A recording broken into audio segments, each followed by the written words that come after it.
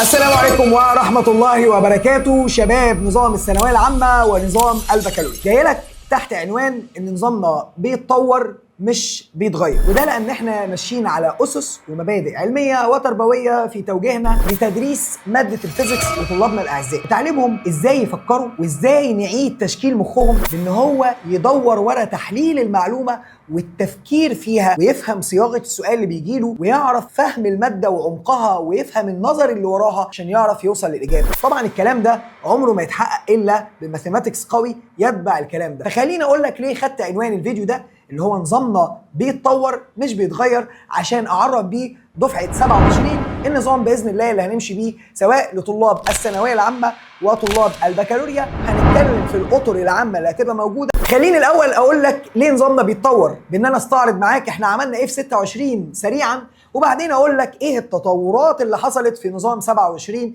اللي هنتبعها مع طلابنا باذن الله تعالى. احنا في سنه 26 خدنا الطالب من ساعه ما طلع لنا، سواء كان طالع من اولى لثانيه ثانوي او من ثانيه لثالثه، ظبطنا له اساسيات الماثيماتكس بتاعته بكورس اسمه المعادله الصعبه، وده هيبقى موجود برده لدفعه السنه دي. وبعد كده خدنا الطلبه اللي طالعه من سنه اولى ما تعرفش حاجه عن الفيزيكس وادينا لهم كورس تاسيسي، وده هيتم لطلاب البكالوريا بان احنا نديله كورس اساسيات لماده الفيزيكس. احنا هندي كورس تاسيس في الماث، ولكن برضه في كونسبتس اساسيه ما ينفعش تدخل على ماده الفيزيكس وانت مش عارفها، زي يعني ايه موشن، يعني ايه نيوتنز لو، يعني ايه ويت، يعني ايه جرافيتي، يعني ايه ورك، يعني ايه فورس، يعني ايه سكيلر كوانتيتي، فيزيكال كوانتيتي، بعض المفاهيم اللي حضرتك لازم تبقى عارفها قبل ما تدخل وتتعامل مع ماده الفيزيكس. بعد ما ناسس ونمشي في الكورس التاسيسي سواء لطلاب المرحله الثانويه او لطلاب البكالوريا باذن الله اللي هينزل لهم كورس تاسيسي منفصل، هنبدا بقى ناخد الولد نعرفه نظام الملازم اللي بنشتغل بيها.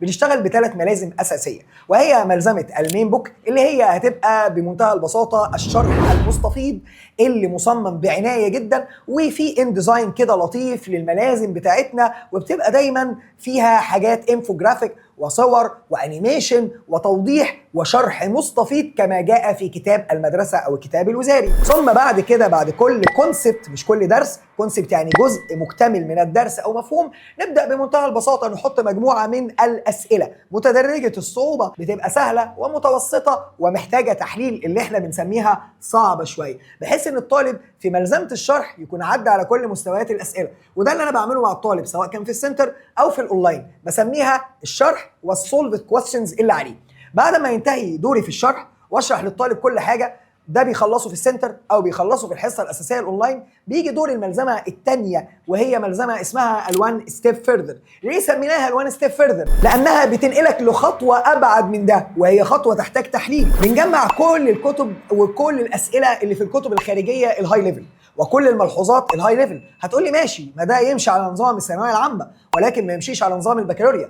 ما تنساش يا صديقي ويا عزيزي ان احنا عندنا مهاراتنا في البحث، ونعلم جيدا ان البكالوريا جايبه المواد بتاعتها من مراجع دوليه علميه، وجزء منها معتمد على مش منهج ياباني، مفيش حاجه اسمها منهج ياباني، طرق التدريس اليابانيه اللي بتعتمد على اعمال العقل.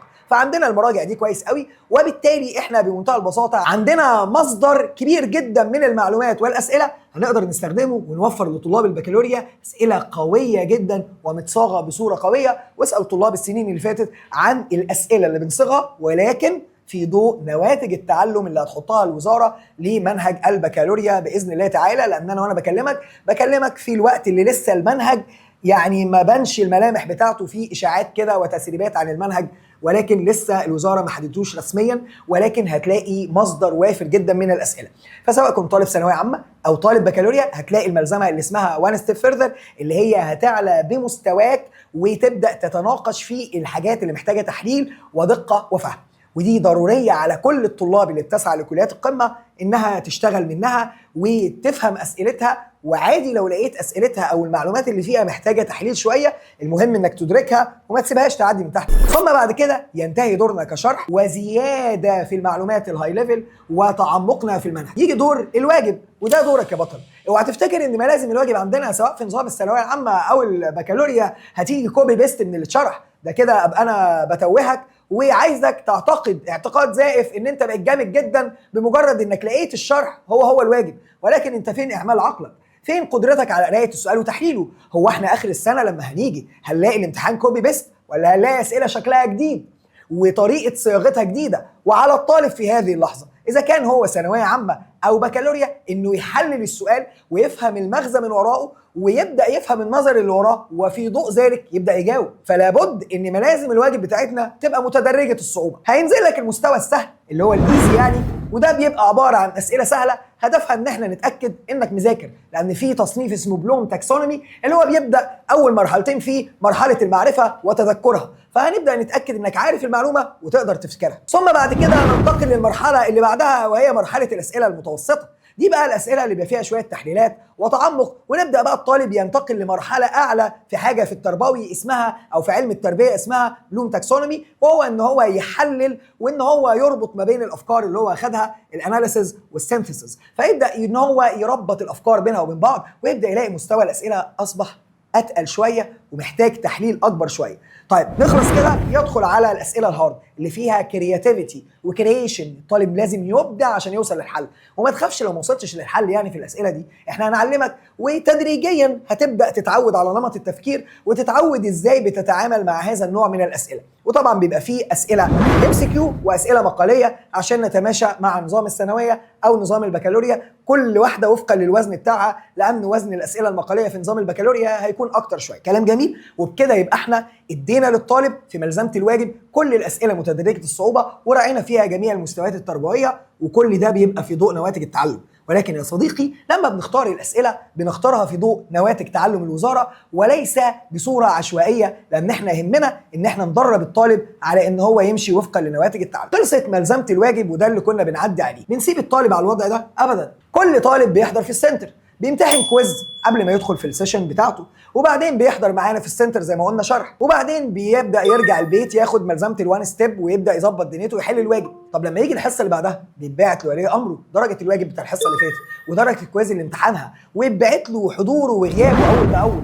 طب لو انا طالب اونلاين ما تقلقش، هتلاقينا بنبعت الرسائل وانس انك تشتري الحصه على طول اونلاين، تتبعت رساله لولي الامر على طول ان ابنك اشترى الحصه ويبعت له درجات الحصه اللي قبلها. ولكن في نظامنا الاونلاين للاسف ما بتقدرش تنقل من سيشن الا ما تخلص السيشن اللي قبلها بواجبها، لان انا مش همي انك تمشي في المنصه وتخلص حصصك اول باول وانت مش عامل واجبها، انا يهمني الكيف وليس الكم، انك تتقن حصتك وتخلصها كامله، وبعد ما تخلصها كامله بواجبها وتحل واجبها وتصحح اخطائك وتشوف فيديوهات اخطاء الواجب، تبدا ان انت بمنتهى البساطه تبدا باذن الله تنقل على السيشن اللي بعدها. وكذلك الحال بينطبق على طلاب السنتر باذن الله تعالى. طيب هل يا دكتور بينزل فيديوهات تصحيح للواجب؟ ايوه، بنفسي انا اللي بصور فيديوهات تصحيح الواجب لطلاب البكالوريا او طلاب الثانويه العامه، وهينزل لحضرتك الفيديو كاملا، وكمان بيتقطع سؤال سؤال لو انت وقتك ضيق وعايز تتفرج عليه. وكده يبقى خلصت مرحله الواجب. بنعمل كده في كل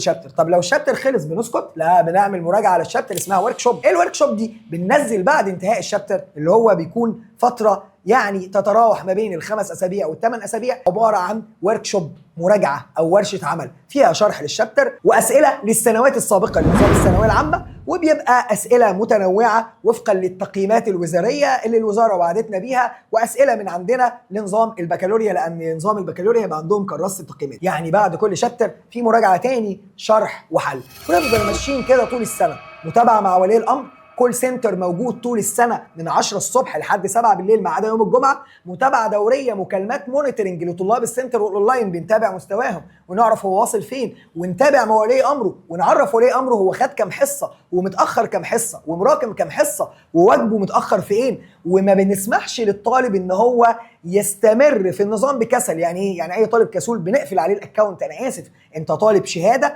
فلازم تبذل مزيدا من الجهد يا صديقي ويا عزيزي الطالب. خلصنا مرحله الواجب ومرحله المراجعه على كل شابتر، يا ترى ايه اللي هيتم؟ بنخلص منهجنا ان شاء الله الحمد لله بدري بشهاده طلابنا في الدفعات السابقه، وبنبدا نعمل مراجعه. احنا عندنا كتاب انترستيلر ان فيزيكس للثانويه العامه، وسيكون باذن الله كتاب انترستيلر ان فيزيكس في المراجعه النهائيه لنظام البكالوريا اللي بنراجع منه، وبيشمل مصادر كبيره جدا. والكتاب ده بيتقسم لمستويات 3 مستويات بتثبت لك المعلومه، مستويات فيها تحليل واسئله جت في الوزاره وبتربط الافكار ببعضها، ومستويات فيها اسئله محاكاه لانماط الوزاريه اللي جت سواء بكالوريا او ثانويه عامه، واسئله اعلى منها في الليفل مطلوب من الطالب انه يفكر فيها، وبتبقى اسئله جديده بنحل كل الاسئله دي ونراجع فيها الاسئله اول باول. وده عملناه مع سنه ثالثه ثانوي في سنه 26، وحلينا في الفتره بتاعه المراجعات شهر 4 و5 بس. الكتاب كان 5000 سؤال، حلينا منهم ما يقرب من 4000 سؤال، وكان فيه 1000 سؤال زياده اثرائي للطالب اللي عايز يستزيد، وكان ليهم طبعا نماذج اجابه. كلام جميل. ده لطالب الثانويه العامه. طالب البكالوريا هيبقى ليه نفس الكتاب، ولكن ده سنه جديده، منهج جديد، فهنبقى ماشيين مع نواتج التعلم والتقييمات الوزاريه والمراجع الدوليه اللي الوزاره استندت عليها وهي بتحط المنهج بتاعها. فهيبقى عندنا كتاب المراجعه. بعد ما نخلص كتاب المراجعه هتبص تلاقي ليله الامتحان. كل طلابنا، مش هتكلم على النقطه دي، يشهدوا في ليله الامتحان ان احنا عدينا بمراحل مهمه جدا في ليله الامتحان، وصغنا اسئله قويه جدا وضفنا لهم كتير، لان احنا بنبص وعينينا على اللي الوزاره بتنزله، واوتوماتيك على طول بنابديت المصادر بتاعتنا وبنعدل ملازمنا كل سنه عشان تتواكب مع التطورات اللي بتحصل في المنهج، لان اكيد منهج الفيزيكس بينمو فكريا والعمق بتاعه بيزيد بزياده عدد الاسئله اللي بتتحط. ده يا صديقي اللي حصل في سنه 26. طيب ايه الاضافات اللي هنطور بيها السيستم بتاعنا؟ يا دكتور هو كل ده مش كفايه؟ انتوا بتبعتوا ولي الامر وعندكم كول سنتر وعندكم تيم دعم علمي ودعم نفسي وبتتابعونا في السناتر وبتقعدوا معانا بعد السيشنز وبتكلمونا في الموبايل وبتدونا نصايح وعاملين لنا اسئله جديده وكتاب مراجعه وكتاب واجب وكل ده، وتقول لي هنطور؟ هطور. عندي بقى تفضيلات وتطويرات ليك ولولي الامر كمان. اول حاجه يا ولي الامر، عملنا لحضرتك صفحه خاصه لمتابعه ابن حضرتك، وهيبقى دي ليها فيديو لوحده هنقول لحضرتك ازاي تجيب كل تفصيله لابن حضرتك. ده مش معناه ان احنا هنوقف مكالمات ولا هنوقف رسائل، ولكن دي وسيله اخرى عشان حضرتك تقدر في اي لحظه بدون ما ترجع لنا تقدر تدخل للصفحه وتتابع حضرتك مستوى ابنك او بنتك في اي وقت. ايه النقطه الثانيه؟ ان احنا في استفسارات اداريه روتينيه. اشتري الحصه ازاي؟ الحصه بتقعد كام يوم؟ الحصه بتقفل عليا ليه؟ لان احنا بنسيبها 7 ايام. ليه؟ انا بنزل حصه كل 7 ايام، فازاي الطالب يشتري حصه او يحضر حصه كل 10 ايام؟ ما ده معناه انه هيراكم، صح؟ فبالتالي لازم نجبر الطالب الاونلاين انه يمشي زي السنتر، فبالتالي بنضطر ان احنا نمشي الطالب مع نظامنا. طيب اجيب الحصه منين؟ طيب اشوف فيديو الواجب ازاي؟ افتح ده ازاي؟ فعملنا جنب التيم الاداري اللي بيرد على حضرتك AI assistant. يعني ايه؟ يعني في AI هيكون موجود في السايت، ايجنت قاعد يرد على استفساراتك الروتينيه بسرعه عاليه جدا في نفس اللحظه عشان حضرتك ما تعطلش لو كان استفسارك روتيني. اما لو كان استفسارك حاجه خاصه بتبدا تستنى الايجنت بتاعنا في المواعيد العمل بتاعتهم من 10 صباحا ل 7 مساء يرد على حضرتك بكل الاستفسارات سواء عن طريق المكالمه او عن طريق الواتساب. طب ده جميل جدا. AI assistant، صفحه لاولياء الامور. ايه كمان يا دكتور؟ لغينا الموضوع بتاع جروبات التليجرام. يا دكتور دي حاجه وحشه. لا، دي حاجه حلوه جدا. واصبح الدعم العلمي على المنصه. بيجي لنا رسائل ان انا محرج ان انا ابعت سؤالي قدام الجروبات، انا عايز اسال براحتي، انا عايز يبقى في بيني وما بين التيم يعني شات منفصل ارجع له في اي سؤال علمي. عملنا للطلبه شات الدعم العلمي من داخل المنصه. يا ده جميل جدا. تقدر تدخل في اي سؤال انت عايز تساله وتبدا يبقى في شات ما بينك وبين اسيستنت مخصوص يبدا يرد على استفسارك، وتقدر ما تتكسفش من الجروب وتبعت في الوقت اللي انت عايزه. مش بس كده، انت تقدر تقيم الشات من 5، معاك 5 نجوم تقيم بيهم الشات، وده لضمان الجوده عشان نقدر نراقب العمليه ونتاكد ان انتوا بتحصلوا على خدمه تعليميه ممتازه. وبالتالي ما دام عملنا شيت الدعم العلمي من المنصه، فانت عندك شيت الدعم النفسي من المنصه، والدعم الاداري من المنصه، والدعم الفني بتاع الويب سايت من المنصه، وحتى لو عايز تستفسر عن شحن الاكواد والملازم برضه متاح من المنصه. فاصبح عندك بوابه واحده توديك لاي حاجه حضرتك عايزها. ضفنا كمان محفظه للاسئله الصعبه ومحفظه للاسئله اللي انت عاوزها في الويب سايت عشان تبقى معاك اي سؤال صعب يقابلك تقدر تسيفه في محفظه خاصه بيك. غير مجموعه من المزايا الكتيره اللي مش هعددها دلوقتي وهتكون موجوده في فيديو خاص بشرح المنصه.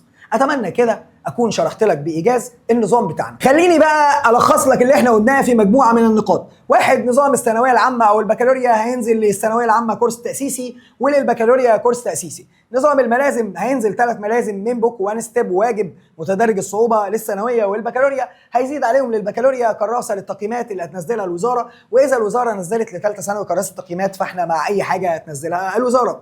زود عليهم كمان ان في كتاب مراجعه نهائيه اسمه انترستيلر ان فيزيكس للمرحله الثانويه ثالثه ثانوي، وهيبقى في نظام انترستيلر ان فيزيكس للبكالوريا. عايز اقول لك كمان ان هيبقى في مراجعات ليالي الامتحان زي ما وعدتك اسئله جديده تماما، ومراجعات النهائيه اسئله جديده، وفي الواجب اسئله جديده. يعني في كل مرحله هتلاقي محتوى من الاسئله الجديده متضاف وفقا لنواتج التعلم. عندك كول سنتر من 10 ل 7، من 10 صباحا ل 7 مساء، وارقامه هتظهر دلوقتي، ده موجود في خدمتك ما عدا يوم الجمعه. وعندك AI اسيستنت للاستفسارات الاداريه، والدعم العلمي والفني والنفسي والاداري وكل حاجه موجود من خلال واجهه واحده في المنصه، عشان لو الطلبه بتتكسف تسال على الجروب. عندك متابعه من خلال التيم بتاعنا بيتصل بيك وبولي امرك يطمن على مستواك.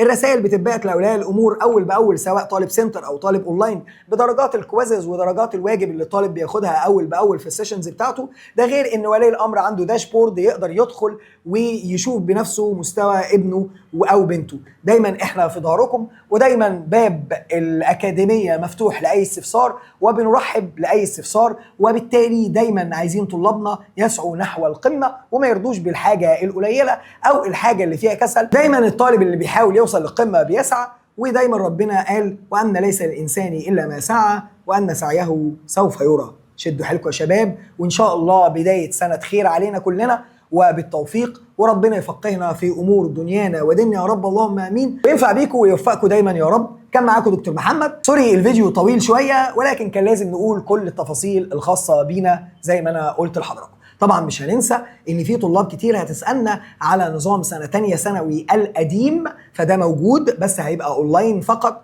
على المنصه بتاعتنا. يعني احنا هندرس نظام ثالثه ثانوي وتانية ثانوي بكالوريا مسار الطب وعلوم الحياه. ان شاء الله السنه اللي بعدها هندرس المسار الهندسي الفيزياء المتقدمه باذن الله تعالى.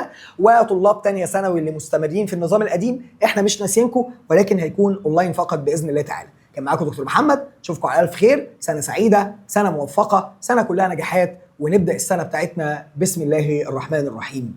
مع السلامه.